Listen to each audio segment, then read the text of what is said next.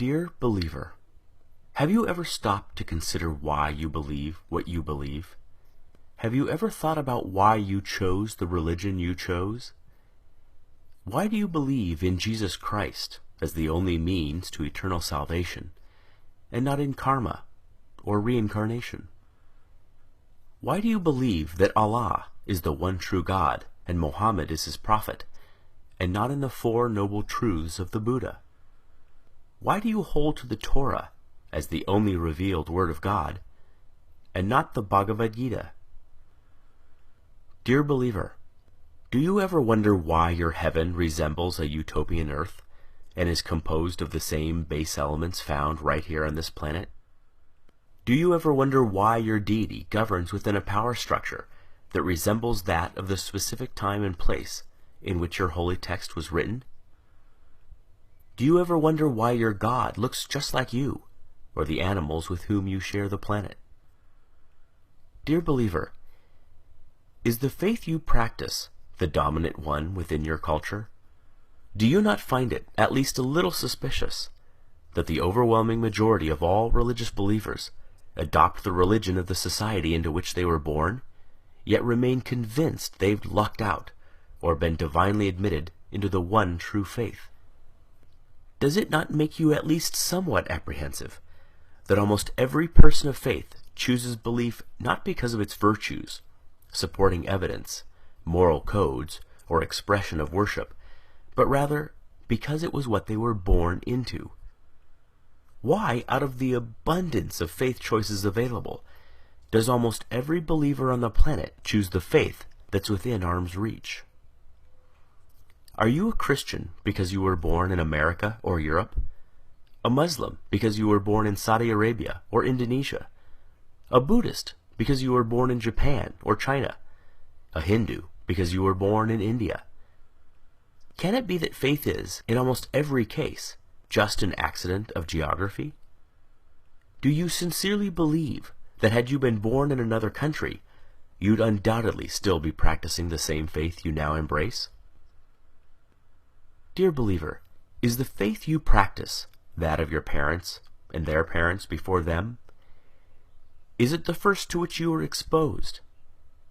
Did you know that nearly all religious devotees end up believing what they were taught to believe by their parents? Why is it that we scoff at the idea of labeling a young person a Republican child, or a Marxist child, or a Keynesian child, understanding he or she lacks the intellectual discrimination, life experience, and wisdom to make such a complicated and nuanced decision, but we do not raise so much as an eyebrow when a youngster is referred to as a Christian child, surely a choice no less complex? Could it be that there's no such thing as a Muslim child, just a child of Muslim parents? Dear believer, you are supremely confident in your faith. You know it is the right one, and all others are wrong. You are literally willing to bet your eternal soul on that very fact. And yet, have you ever stopped to consider that there are 24 major religions and literally thousands of different faiths practiced on this planet? Did you know that within Christianity alone, there are more than 45,000 different denominations, each claiming to understand ultimate truth better than all the others? Do you realize that each member of every faith practiced is just as devout, just as sincere, and their conviction every bit as sure as yours? Did you know they too read infallible holy texts, have airtight apologetics, have experienced miracles, feel God's presence, sense His still small voice, obediently follow His perfect will for their lives, love Him indescribably, and can defend their belief with the same fervency as you do yours? And yet, since every religion is mutually exclusive and contradicts the others in matters both large and small, they cannot all be right. Right? You know, you just know, your faith is the exception. And yet, if every member of every faith feels just as you do, what are the odds you're right? Dear believer, I've often been told that my unbelief is a guarantee of missing out on heaven and ending up in hell. But who's heaven? Who's hell? I've often been told that I should, just to be safe, accept God. After all, what have I got to lose? But who's God? Given so many options, aren't I more likely to choose incorrectly? Might not I be better off wagering on no God rather than on the wrong God? You put it to me, what if you're wrong? But what if you're wrong? What if, rather than Jehovah, Allah is the one true God, or Shiva, or Wu-Tan, or some god on the other side of the planet you've never even heard of yet? The truth is, you already know what it's like to be an atheist in regards to every other faith but your own.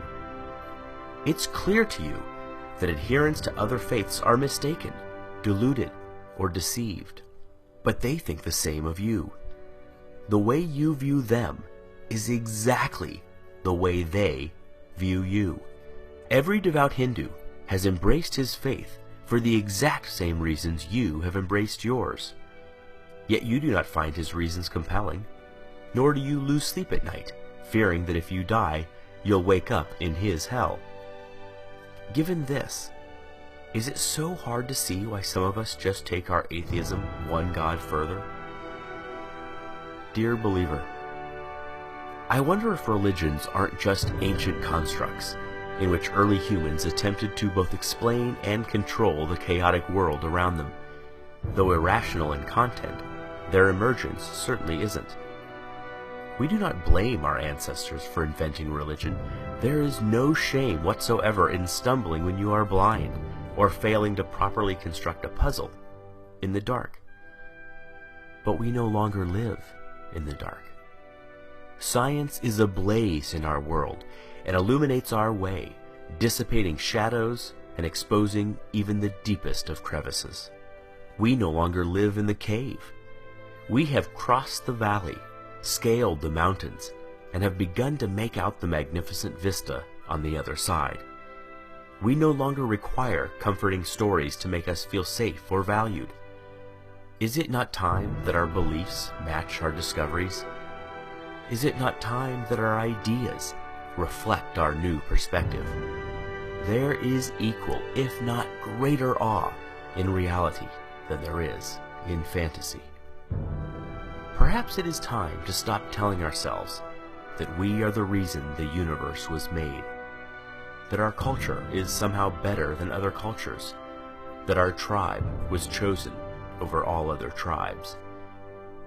It is time to learn how the universe really is, even if that deflates our conceits, wounds our pride, humbles our point of view, and forces us to admit that we do not have all the answers. Believer, if you honestly value the truth above all things as you claim, as I truly know you do, you must confront these fundamental questions. Far better, Carl Sagan said, to embrace a hard truth than a reassuring fable.